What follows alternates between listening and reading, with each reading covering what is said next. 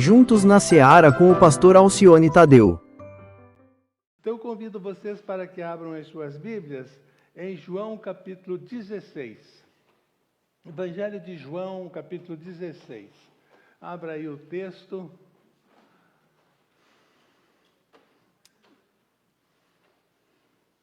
Abra aí o aplicativo. E vamos ver o que Jesus nos prometeu, o que Jesus nos disse nesse texto. João, capítulo número 16, o versículo 33. 33 de João 16. Eu lhes disse estas coisas para que em mim vocês tenham paz. Neste mundo vocês terão aflições, contudo, tenham ânimo, eu venci o mundo. Eu lhes disse essas coisas para que em mim vocês tenham paz. Que coisas Jesus tinha dito para os seus discípulos? Aqui, irmãos, são palavras de despedida. Jesus está indo embora. Ele está se despedindo daqueles que andaram por 3 anos com ele. E Jesus diz, se você ler todo o capítulo, pode começar no verso 17, tenham paz, fiquem calmos, vocês estão seguros, não se preocupem, vocês me deixarão sozinho, já prevendo a solidão do Getsemane, a solidão do Calvário, a solidão na casa de Caifás, quando ele foi julgado injustamente. Então, antes disso, ele falou isso e agora ele diz essa palavra de despedida, fechando a sua mensagem. No mundo tereis aflições, nos advertindo, não só os discípulos naqueles dias, mas nós também. Sofrimento, aflições esperam vocês, diz Jesus em outras palavras. Meus irmãos, qual a finalidade divina para os nossos sofrimentos? O que Deus quer nos ensinar com as nossas aflições? Irmãos, eu tenho certeza absoluta que todos nós aqui hoje de manhã temos algum tipo de aflição no coração. Umas aflições mais simples, mais fáceis, essa semana nós poderemos vencê-las, passar por cima delas. Outras aflições que já vêm de longa data, permanecem e estão bem firmadas, calcadas no nosso coração, nós andamos com elas, aflições. Mas qual é a finalidade disso? Para que precisamos passar por isso? Há uma pregação hoje na praça, no rádio, na televisão: pare de sofrer. Pare de sofrer. Enquanto aqui nesse mundo, irmãos, isso é uma grande falácia, isso é uma grande mentira. Pare de sofrer. Não tem como parar de sofrer enquanto aqui nesse mundo. Por que sofremos? É uma pergunta inútil. Se até o dia de hoje você tem perguntado para Deus nas suas orações, com a porta do seu quarto trancada, você tem perguntado para Deus por que eu estou passando por isso, eu quero, infelizmente, tenho que dizer a você que você está fazendo a pergunta completamente errada. Jó disse a Deus, perguntou para Deus isso: por que eu tenho que passar por isso? por essas situações. O que eu temia me aconteceu, diz Jó. O que eu não gostaria que acontecesse na minha vida, eu estou passando por esta aflição. E Deus fez silêncio. Não respondeu Jó. Por quê?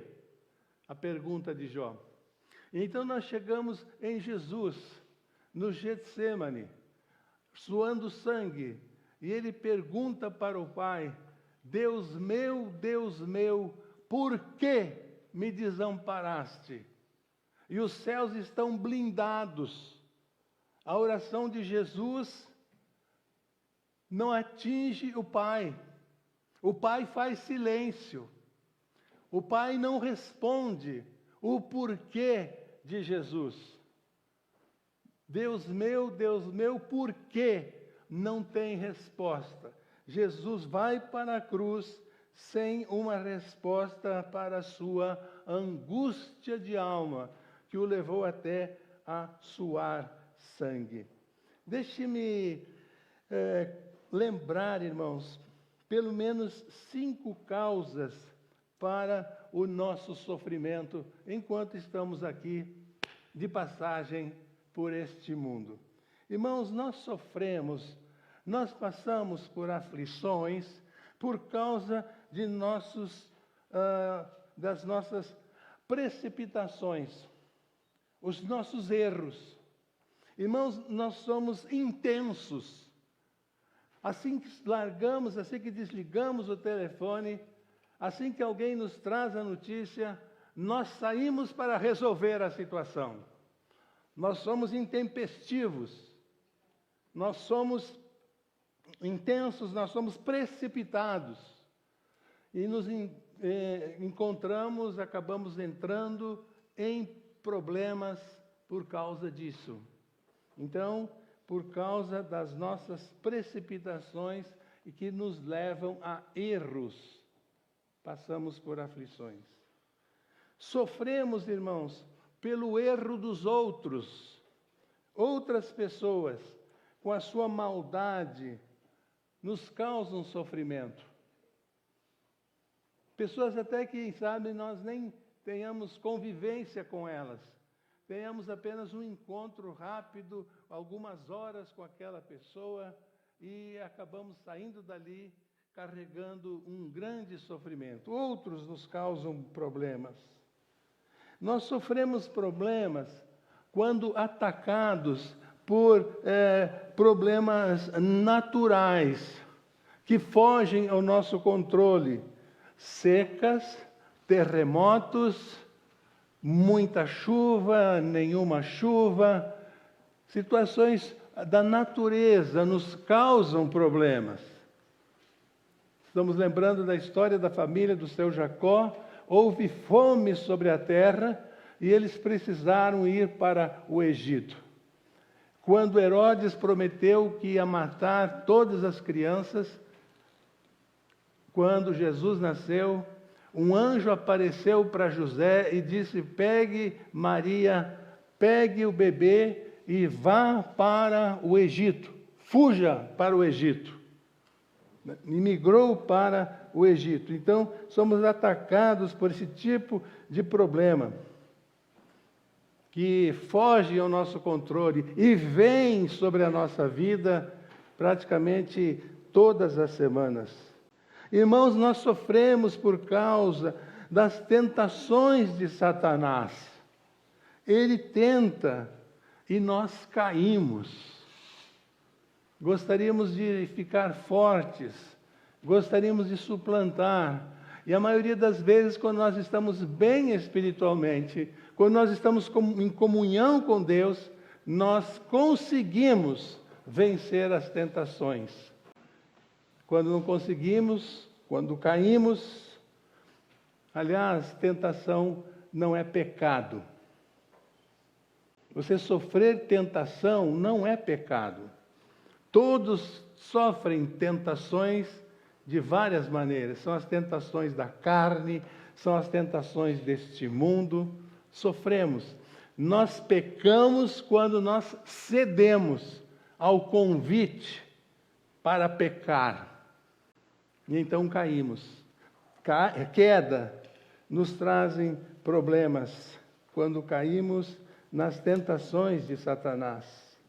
Irmãos, nós sofremos pelas provações que vêm de Deus à nossa vida, que Deus permite que aconteçam nas nossas vidas.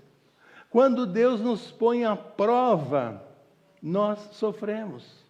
O exemplo mais clássico da Bíblia é a história do servo Jó. Justo, temente a Deus, desviava-se do mal. E é interessante quando você lê ali nas entrelinhas do livro de Jó, diz que ele era um homem muito rico, seus filhos tinham muito dinheiro e ofereciam festas, grandes festas, cada vez na casa de um deles, uma grande festa. E no outro dia pela manhã, irmãos, eu acho isso fantástico, homens que me ouvem, pais que me ouvem.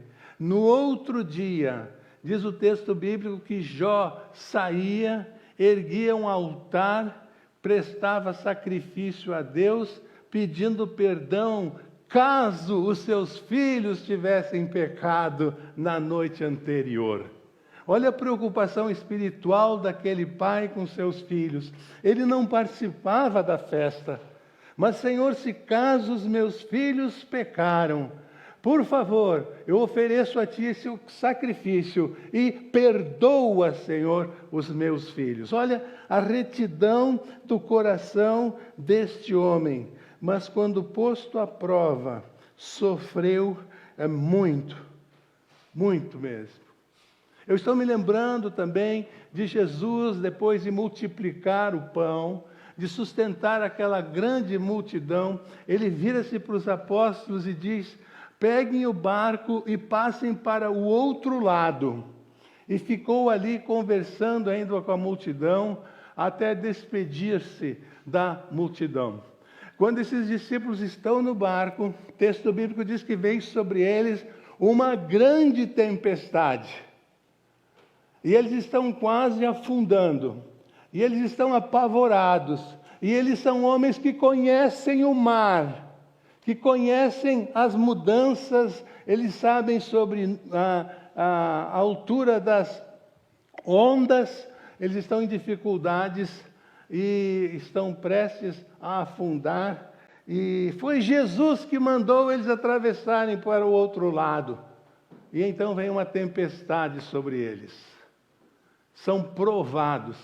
E daqui a pouco, no meio daquela angústia toda, no meio daquela aflição tão grande, Jesus aparece andando sobre as águas. Já leram esse texto? Jesus andando sobre as águas. Que fantástico esse texto, irmãos. Aquilo que era um problema para os discípulos, a água, eles estão afundando, a água, que era o problema, Jesus anda por cima das águas. Deus anda por cima desse problema, dessa aflição que você está enfrentando. Anda. E quando ele chega perto deles, que ele sobe no barco, ele acalma a tempestade. Aliás, são duas tempestades que Jesus acalma naquela noite, naquela madrugada. Ele acalma a tempestade na natureza, as águas o obedecem, as águas se tornam calmas, ele acalma essa tempestade. E a outra tempestade que Jesus acalma é a tempestade que estava no coração daqueles homens. Quantas vezes o nosso interior, o nosso coração está enfrentando tempestades, que nem o nosso cônjuge sabe, que nem o nosso patrão não sabe, o nosso empregado não sabe, aflições no coração. Então Ele é o Senhor da natureza, Ele que nos criou, Ele é poderoso, não só para acalmar as situações externas, as circunstâncias externas, mas também as aflições dentro do nosso coração, na nossa vida. Então, sofremos pelas provações que vêm de Deus quando Ele nos põe à prova. Em seguida vem uma pergunta, outra pergunta. Então, se não dá para perguntar por que sofremos, qual é a pergunta certa, pastor? Para que sofremos? E aí a gente vai encontrar algumas respostas, quando a gente pergunta para que sofremos. Irmãos, nós sofremos para aprender sobre como termos experiências com Deus. Leiam comigo, assinale na sua Bíblia, medite nesse texto esta semana e veja o que Deus tem para falar a você, para nos dar experiência. Isso que você está passando é para nos dar experiências. Romanos 5, a partir do versículo 3, o apóstolo Paulo diz assim, Romanos 5, verso 3. Não só isso, mas também nos gloriamos nas tribulações, porque sabemos que a tribulação produz perseverança. Eu persevero no meio da aflição. A perseverança, um caráter aprovado. Eu cresço por dentro. Deus mexe com a minha formação interior, com as minhas convicções. Produz um caráter aprovado. E o caráter aprovado, alicerçado, forte, como eu sou por dentro, que nós chamamos de maturidade, produz perseverança. E um caráter aprovado produz esperança. A Bíblia vai dizer, e a esperança não nos decepciona, porque Deus derramou o seu amor em nossos corações, por meio do Espírito Santo que Ele nos concede. Bom é termos esperança. Bom é termos esperança. Meus irmãos, se a gente perde um amigo, é muito triste. Se a gente perde dinheiro, é lamentável. Tanto esforço e perdemos esse dinheiro. Como um jovem me disse, um senhor me disse, pastor, perdi $50 mil do nada. É triste, muito triste. Mas, quando nós perdemos a esperança, então, tudo desaba. Não podemos perder a esperança. Precisamos perseverar, avançar. E o texto diz, nos gloriamos nas tribulações. Não na hora, mas depois da tribulação. É o que diz o texto, não é? Não só isso, mas também nos gloriamos nas tribulações, porque sabemos que a tribulação produz lá na frente perseverança. Sim. E João capítulo 9, nós temos a história daquele cego que procurou Jesus. E então os religiosos chegaram até Jesus e perguntaram, quem pecou para que ele nascesse cego? Ele, os seus pais? E Jesus diz, não. Essa situação, esse sofrimento, esta aflição que ele está passando, é para que se manifeste nele as obras de Deus. Para que se manifeste na sua vida, meu irmão, na sua vida, minha irmã, a obra de Deus. Você precisa entender essa situação com a mente de Deus, com os olhos de Deus. Você não pode, durante a aflição, durante esse problema terrível que você está passando, baixar a cabeça e ficar olhando para o seu umbigo e sentindo-se um coitadinho, e Deus me abandonou. Eu aceitei Jesus e pensei que tudo ia mudar, e eu li a placa lá na rua: pare de sofrer, e o meu sofrimento não para. Quando você ficar olhando para o seu umbigo, ficar olhando para você, você não vai ter vitórias, você não vai alcançar vitórias. O que eu quero dizer com não alcançar vitórias? Você não vai ter uma experiência com Deus. Então é para termos experiências com Deus. Meu irmão, quem não tem experiência com Deus, não contempla as obras de Deus. Não sabe o que Deus pode fazer na sua vida. Não consegue. Então, os recursos humanos se esgotam e perdemos a oportunidade de termos uma experiência com Deus. Primeiro, anota então, irmão, o que você está passando é para dar experiências para você, para que você tenha experiências com Deus. Se aquela tempestade não viesse sobre o barco daqueles pescadores, eles não teriam tido aquela experiência maravilhosa de verem Jesus acalmando as águas e acalmando o coração deles. Através dos momentos difíceis nós alcançamos, temos experiências com Deus. Segundo lugar, no meio das aflições, no meio de um problema, nós entendemos que aprendemos, se nós somos maduros, nós aprendemos que as nossas soluções não solucionam. Entenderam? As nossas soluções não solucionam, não resolvem, não tem como resolver. Quando faltou o pão, e ali haviam 5.000 homens, fora mulheres e crianças, André, vendo a angústia de Filipe, saiu procurando uma solução.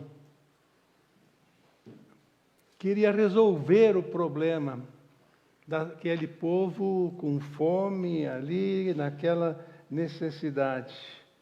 E tentando encontrar uma saída para aquele momento difícil. Saiu procurando como resolver aquele momento, aquele problema, aquela questão.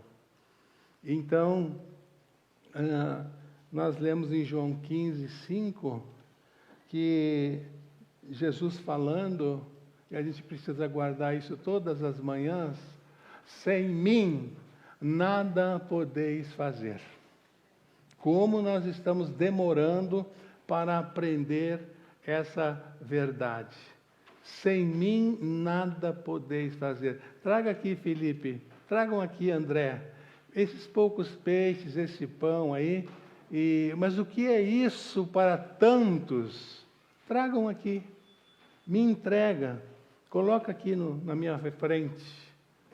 Então, o que soluciona são as soluções vindas de Deus, irmãos. As soluções que Deus nos dá. Eu não sei na experiência de vocês, mas na maioria das vezes, quando a gente enfrenta um problema, quando eu estou com um problema, eu logo penso em 1000 saídas. É assim com vocês também? Bom, eu vou fazer assim, eu vou ligar para um amigo pastor, eu vou compartilhar com fulano, eu vou falar com o gerente do banco, eu vou vender essa coisa aqui, vou desfazer do carro, eu também posso ir lá pegar um dinheiro, eu vou tirar aquele dinheiro da poupança, e a gente fica encontrando soluções, e aí perde o sono. Não sei se acontece isso com vocês. Daqui a pouco Deus vem e faz de um jeito que a gente nem imaginava. Ele faz de um jeito dele que ninguém pensava. Aqueles 5.000 homens ali, eles não tinham ideia do que Jesus ia fazer. Tanto que eles dizem: despede essa multidão, não tem padaria aqui por perto que possa fazer pão para toda essa gente. Eles não tinham ideia do que Jesus poderia fazer. Aqueles homens na tempestade, eles não tinham ideia, só disseram: Senhor, socorre-nos que nós estamos afundando. Pronto, fez a oração. Eles não disseram: Senhor, acalma essa tempestade. Senhor, corre, não anda sobre as águas, corre em nossa direção. Não. Senhor, salva-nos que perecemos. E aí deixaram o modo de fazer, a solução deixaram com Deus, para Deus resolver. Então, irmãos, nós sofremos para ter experiência, nós sofremos para ver que as nossas soluções não solucionam. Perdemos o sono, nos desentendemos em família, brigamos procurando uma solução. Eu acho muito interessante quando a gente está em família, numa reunião na igreja, e alguém chega e diz assim: eu tenho a solução. Acho interessante essa. Eu tenho a solução. Pode expor então a solução. E aí a gente vê na solução que está sendo trazida 1001 problemas. Não é a solução. Nossas soluções não solucionam.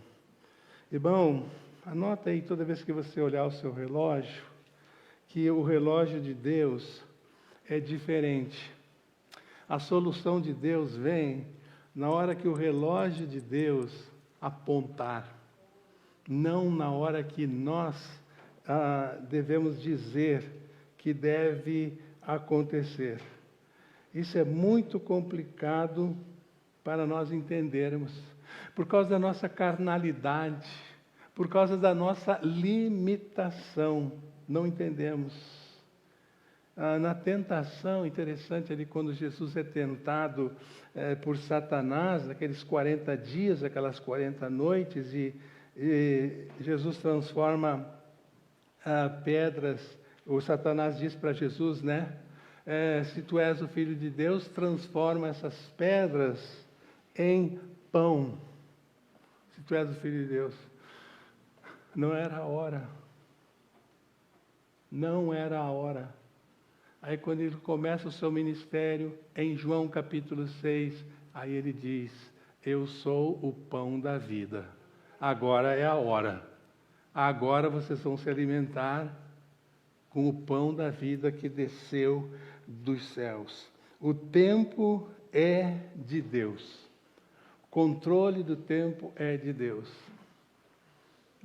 Algo que nos ajuda muito é quando você está diante de uma situação, você pensa naquela situação e você chega à seguinte conclusão: isso aqui eu não posso fazer nada. Com isso aqui que aconteceu, eu não posso fazer nada. E aí é o momento da intervenção de Deus. Enquanto nós estivermos vivendo, irmãs, pela filosofia de Sara, que a gente tem a solução, e aí a gente orienta o marido na solução que nós tivemos. Quando nós andamos pela filosofia de Sara, geralmente, normalmente, nós vamos errar. As nossas soluções não solucionam. É preciso esperar a solução do alto. E isso exige de nós paciência. Mas, pastor, como é que eu vou ter paciência? Está acontecendo, já escapou do meu controle. Aí você lê Gálatas capítulo 5 e você entende que paciência é um fruto do Espírito. É um fruto do Espírito. E se você não estiver cheio do Espírito, você não pode dar esse fruto da paciência, da longanimidade. E por fim, irmãos, nós sofremos. Deus permite, no mundo tereis aflições, para nós avaliarmos o nosso tipo de fé. O nosso tipo de fé. Conhecem gente que tem fé descartável? Ela serve para aquele momento, para aquela semana. Escapei. Deus respondeu.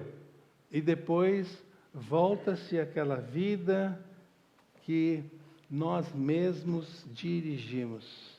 Então, irmãos, nós precisamos atravessar alguns corredores escuros da vida para aprender sobre paciência. Vamos confessar, irmãos. A Bíblia diz que paciência é um fruto do Espírito. Nós não temos paciência. E quanto menos paciência você tiver, menos paciência você vai ter, até você aprender sobre paciência. É Deus lixando essa área da sua vida para ver se você aprende. É para avaliar o tipo de fé. Irmãos, olha bem, não é, lembrando lá da semente do grão de mostarda, irmãos, não é o tamanho da nossa fé. Não, pastor, eu tenho muita fé. Meu avô tinha muita fé. Aquele pastor tinha muita fé. Não é isso que a Bíblia fala, se eu tenho muita fé. Quando a Bíblia fala de fé, e nós temos a história do grão de mostarda, é a qualidade da nossa fé. Se a nossa fé tem qualidade, se ela não se desmancha, diante de qualquer situação, não desmancha. A fé, irmão, é prática. Se eu creio mesmo, se eu acredito mesmo ou não. Se eu sei que... É lá, Hebreus 11. Eu vejo antes de acontecer. Antes de acontecer. Voltando a um pai. Aquela caminhada de Abraão com Isaac. O menino arrebentou o coração do pai. Naqueles 3 dias de caminhada, Isaac vira-se para o pai e diz: pai, a gente está levando aqui o cutelo, está levando o fogo, mas cadê o cordeiro para o sacrifício? Cadê o cordeiro? Olha Deus avaliando o tipo de fé de Abraão. A resposta veio de Deus. Aquela resposta não veio da cabeça de Abraão. O Senhor proverá. Ele ainda não tinha visto o cordeiro no meio do mato. Ele ainda não tinha chegado no lugar do sacrifício. Mas quando o filho faz essa pergunta, ele sai com essa resposta. O Senhor proverá. O Senhor vai dar uma saída. O Senhor tem uma saída para nós. Então, meu irmão, está passando por algum problema, alguma dificuldade? Deixa eu falar para você, você vai entender a ideia. Não saia do túnel ou do trem, não saia do trem enquanto o trem não passar o túnel, tá? Entendeu? Não saia do trem enquanto o trem não passar todo o túnel. Não, da onde tirou isso? Ainda que eu ande pelo vale, sombra da morte, não temerei mal. Tá bom, irmão? Guarda isso então. Dentro do túnel não dá para descer do trem. Pense nisso. Não tem como descer do trem. Não tem como resolver aquela situação. Então, irmãos, terminando. Entre o nosso nascimento e a nossa morte, nós perguntamos o tempo todo por quê? Por quê? Por quê? Por quê? E não obtemos de Deus nenhuma resposta. Sabe quando a gente vai ver a resposta? Depois que passou, aí a gente olha para trás e diz: agora eu entendi. Agora eu entendi. Fiquei perguntando por quê. Agora que eu entendi. Eu vou dar mais uma notícia para você crescer espiritualmente, para você pensar sobre isso, quando você estiver passando por alguma aflição, quando você estiver procurando a solução para um problema. Aprendemos por que ou como passamos por aquilo só quando passamos o problema.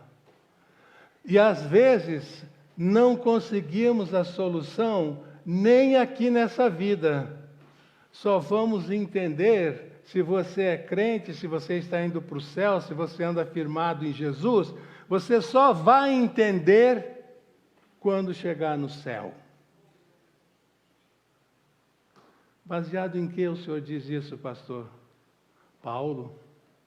Eu tenho um espinho na carne, diz Paulo, uma dificuldade, um sofrimento, e eu já orei, quantas vezes?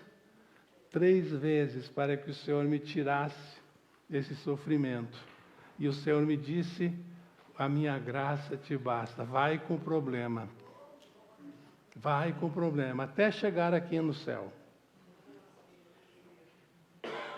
Então, se você está com uma situação, olha que lindo isso, irmão.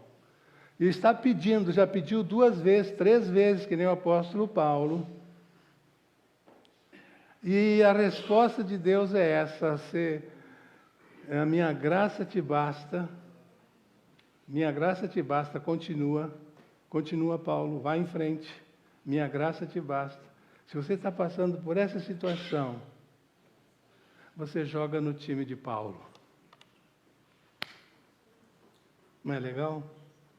Você está escalado, você joga no time do apóstolo Paulo. Está na mesma do apóstolo Paulo. E o que ele diz lá na frente? Prossigo para o alvo. Ninguém, nada me embaraça. Essas coisas aqui do mundo considero tudo esterco, porque eu prossigo para o alvo com 3 espinhos, com um espinho na carne, pelo qual eu orei 3 vezes e não resolveu. Você está jogando no time do apóstolo Paulo. Só lá na eternidade que você vai encontrar uma solução. E aí nós podíamos começar agora a falar de Jó. Né? Podíamos falar de Jó. Aliás, tem um grande erro, a gente pode corrigir isso aqui na escola bíblica, aqui nos cultos, que o livro de Jó é sobre sofrimento. O livro de Jó não é sobre sofrimento.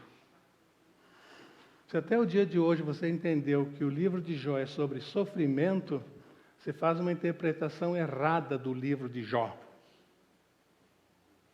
O livro de Jó, o tema do livro de Jó é fé.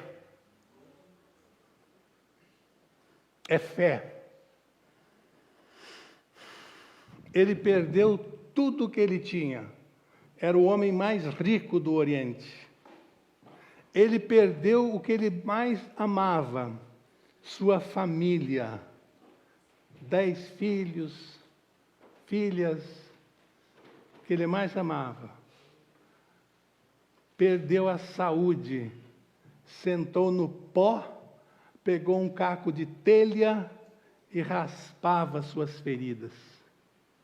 Perdeu finanças, perdeu família, perdeu a saúde. E ele diz depois disso, eu sei que o meu Redentor vive. Ele perdeu tudo, irmão, irmã, ele só não perdeu Deus. Só não perdeu Deus. E aí ele se levanta, porque ele não perdeu Deus. Ele viu naquilo que Deus tinha um propósito para a vida dele. Lá na frente. E Deus dá em dobro a ele o que ele tinha. Né? E é interessante a declaração de imposto de renda de Jó, né? 14.000 ovelhas, 6.000 camelos, 1.000 bois e 1.000 juntas de jumentos. Uma declaração de renda legalzinha, não? Legalzinha. 14.000 ovelhas, dava para matar uma por dia e ainda fazer um churrasco. 6.000 camelos.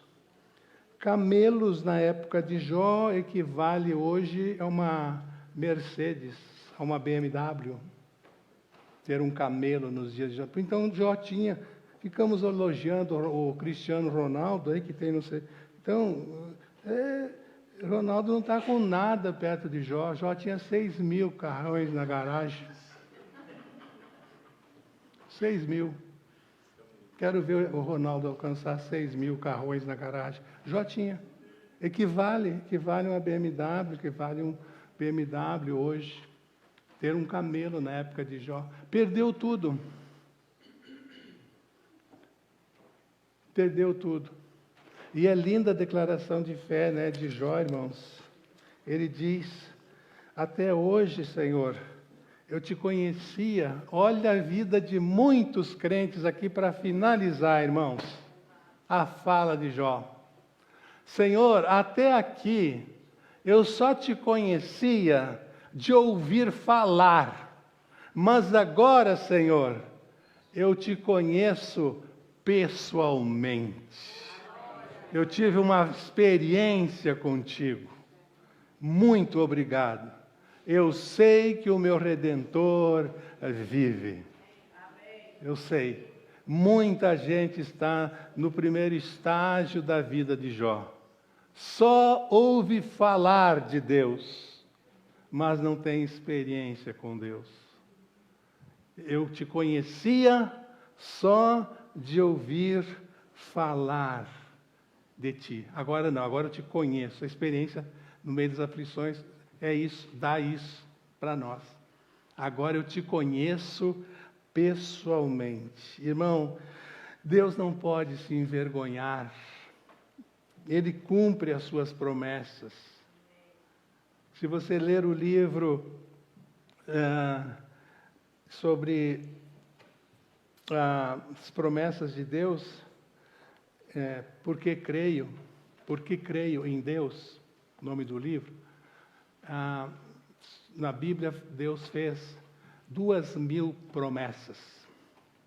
Lê lá, confere e vê quantas dessas 2.000 promessas já se cumpriram em sua vida. Se nenhuma delas se cumpriu, você tem a oportunidade ainda em vida de buscar o Senhor Jesus. E como um filho de Deus, irmão, nós não podemos ser derrotados. Amém. Não podemos ser derrotados. Com espinho na carne, o apóstolo Paulo foi para o céu. Deus, para você que está se lamentando, eu lamento informar, esse país aqui é o país do seguro, não é? Faz seguro da bicicleta, faz o seguro para a viagem, faz o seguro do carro, faz o seguro da casa. Não é o país aqui, não é o país do seguro. Tudo tem que ter seguro. Você vai construir uma casa, botar uma parede, tem seguro? Não quero seu serviço. Tudo tem que ter seguro. Tudo tem que ter seguro. Senão, não faz o serviço, não tem entrada em muitos lugares.